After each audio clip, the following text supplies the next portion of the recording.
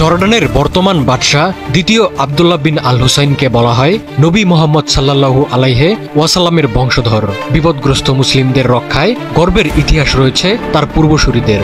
কিন্তু মধ্যপ্রাচ্যে আরেক মুসলিম দেশ ইরান যখন আক্রান্ত, তখন দ্বিতীয় আব্দুল্লাহর ভূমিকা রীতিমতো ধাক্কা খাওয়ার মতোই।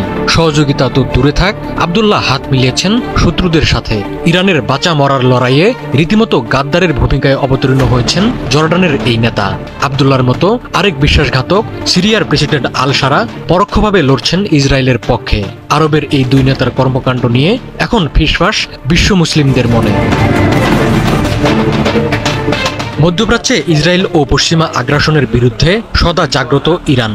আশেপাশের প্রতিরোধ গোষ্ঠীগুলোকে সবসময় আগলে রাখেন আয়াতুল্লাহ খামেনি। সেই ইরানে নজিরবিহীন আক্রমণ চালাচ্ছে ইসরায়েল। ইরানে প্রাণঘাতী হামলা চালাতে নেতানিয়াহুর যুদ্ধবিমানের জন্য জর্ডানের আকাশ উন্মুক্ত করে দেন বাদশাহ দ্বিতীয় আব্দুল্লাহ বিন আল হুসাইন।